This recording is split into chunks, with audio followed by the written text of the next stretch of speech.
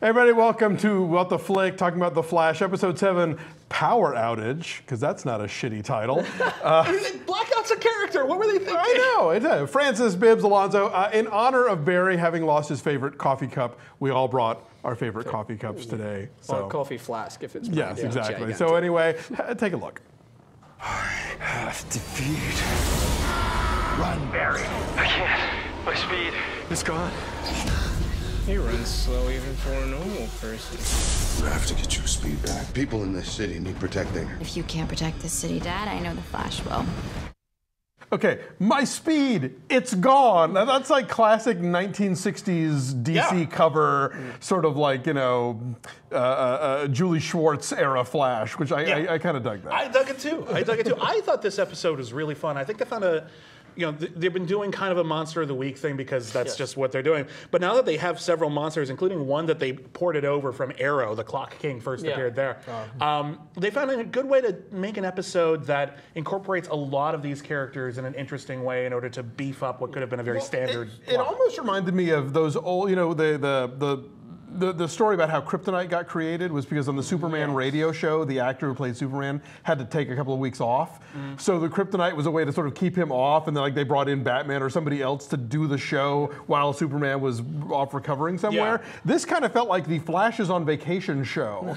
Because with Barry powerless, it was sort of like, oh, well, no, now it's about, you know, the West's dealing with Clock King, and it's about, you know. We ran out of money. Exactly. That happens in every big expensive show. There's like a bottle episode or something where it's just like, don't, not so much Flash powers this week, okay? We can't afford it. But we got electricity stuff in the bank. Let's just use that. I would say there was plenty of other meta stuff going on, but just Flash just seems to be rather secondary in his own show this week. When we got introduced to the start of the episode and I seen that he lost his powers straight away, I kind of thought Smallville, because there was an episode, the exact same storyline, basically, where Superman's powers were taken from him and then they were used against him, basically. And I didn't like that, because that takes away the individuality of being that superhero, because then anyone can be Superman or the Flash if you take him. But then we find out... It's like midichlorians. Yes, and then we find out at the end of the episode that it wasn't exactly his powers were taken away, it was mental. So that, for me, was good, because I don't like the fact that anyone can be the superhero. I like to believe that he thinks he's chosen to be the Flash for a reason, so therefore people can't steal his powers, because then not everyone can be as fast. So I like that they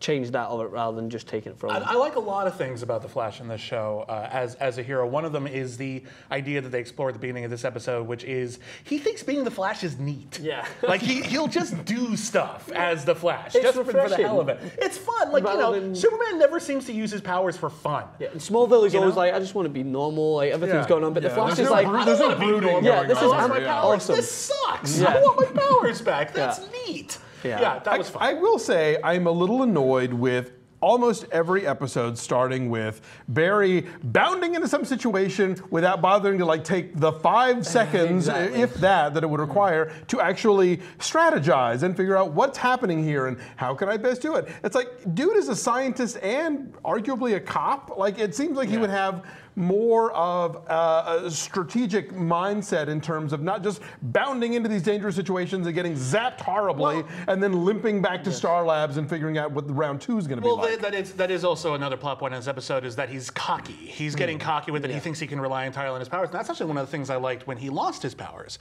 in this episode, which is his first reaction once Blackout came back was, why don't we talk to him? I mean, yeah, it doesn't pan out, but like that's actual heroism right there. It's not just coming in with a super punch, but actually just saying, wait, what's your problem? How can we help? No, that's an interesting I thought that was nice, and I definitely. thought that wasn't him bounding it, so I thought that was him being very human. And it was carried on as well, because not only was he Yeah, the but that's hero, round 2 again. That's what I'm saying. Well, I mean, he's learning something, and I think you see that in the Arrow as well. Yeah, but he learns it every week. Like, when's the week that he did the first time? Because it takes time. Do you learn everything the first time? Yes. Oh, there you go. He also learned it with his father, right? When he did it, because he was contemplating going in and following his emotions and just bursting out his dad, and then he learned his lesson to go the right way around things. So I have to agree. I think that it becomes a little reciprocal the way he goes in for that first fight straight away without contemplating anything, gets knocked out. The only thing in this episode is he kept losing. I thought he was going to win at one point until the very end, and he kept losing. And at one point, I did fear that his damage was going to be, like, definitely not. He wasn't going to bounce back from it. Obviously, he is, you know, else the show would just end. But I felt that he was like learning his lesson towards the end. That I can't beat this guy without making some sort of a breakthrough, and that's when it happened. When I liked it, it was mental and not physical. He had to break him through mentally. What did you guys think of the Clock King? You know, I always feel a little bit comforted by a character I recognize. I admit that. You know, but then of course, I don't know. Part of me wants like 1960s Batman, and it wanted him to show up with an outfit that has clocks all over it. And then part of me is like, no, this is the new 21st century. We have to be all sort of. You know, I don't think he got to do a whole lot that was super interesting in this episode, but I could see where you could build an episode around him where he pulls some interesting shit. He should have been taken out by his partner's name, but he should have been taken out by his partner. If he's going to get one shot, Eddie, to take him out, and he shoots him right in the, I don't know if he shoots right in the chest, obviously, and then this guy who's a criminal turns around and takes him out easily. Could have shot him in the leg, could have shot him or just killed him, basically, if he's going to take the hostage. Didn't think that he was a good enough cop at that point to have a clear point-blank shot and to take it. Well, he hit him. It was just, you know, he had a bulletproof vest. What are you going to do? And so is he, though, and he turns around and gets him 2 clean shots in the arm and takes him down. Well, the Clock King is awesome. I never knew he was awesome. I thought he could tell time very well. He's very awesome. Okay. Awesome. He's also he's got a straighter shot than that. Let's talk about the shower of DC shout-outs in this episode. Oh my God, there's so many DC You wrote them I down. had to write them down. Now, when Dr. Ed, I always forget his name, was rattling off, Professor Wells was rattling off the names of people who had been in the accident. I caught Bia DaCosta, who was green fire, right? Just fire. Or just fire. She was green, but yeah. Ralph Dibny, of course, who's the elongated man. He just can't catch a fucking break. I know, always the something with him. Man. And then, Sue is fine, of course, Ronnie Raymond, who is Firestorm, who is probably going to pop up. I'm sure he is going to pop up again. So who are the other ones? Okay, so Will Everett, amazing man. Okay. Not amazing man. No. Okay. Amazing. Just one of them. Just checking. Grant Emerson is Damage, who's actually a pretty cool character from the Justice Society. Yeah. Al Rothstein is Nuklon, who becomes Atom Smasher. Right. Oh, that's right. Okay. Yes. And the other two, Jake Davenport and Daria Kim, they're just Blackout's friends who died at the beginning. He included them, which I thought was smart. There was also, for astute viewers, when the Flash is getting mugged at the beginning of the episode, there are a couple of movie posters behind him. One of them is quite obvious. It's for Blue Devil. Yeah, it's Blue Devil, superhero slash stuntman, wasn't he? Was he an actor? Like okay, kind of pigeonholed, looking like a Blue Devil. Him, you know. All right, and the other one was cool, which was Nighthawk and Cinnamon. It was a western starring the Western heroes Nighthawk and Cinnamon. Who's Cinnamon? Cinnamon was like sort of like a Annie Oakley type character in the DC Western history. In fact, in the DC comic book universe, I don't know if it's continuity now because of New 52, but fuck it. The musical Annie Got Your Gun. Annie Get Your Gun. It's actually Cinnamon Get Your Gun. Oh, funny. Yeah. Now, so lots of good shout outs.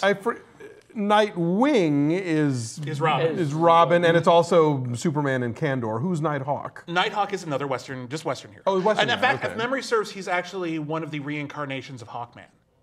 Duh. So maybe we'll get Hawkman. You ever think of that? I doubt it. You don't think we'll get Hawkman? Anything is possible. No, I'm not saying they shouldn't have Hawkman. I just can see them being weird about that. Like they're saving for something else, or it's too expensive to have him fly, or blah blah blah. Well, I mean, it's too expensive for anything nowadays. They seem to be doing a good job for the most part, turning expensive sounding superheroes into something that works on TV. Like what is it? Gridlock. What's the Rebar?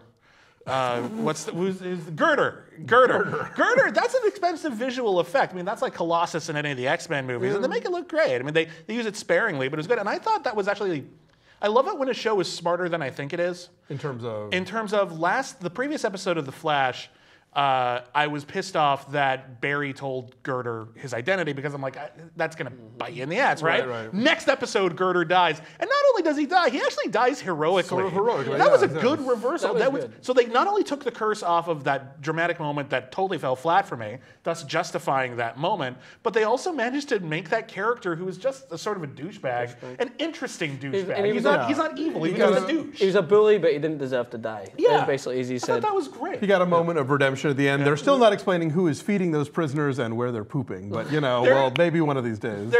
I would love to find out where they're pooping. I want an entire episode about where they're pooping. The public has a right to know. Damn it! But what do you think of the new Harrison Wells stuff?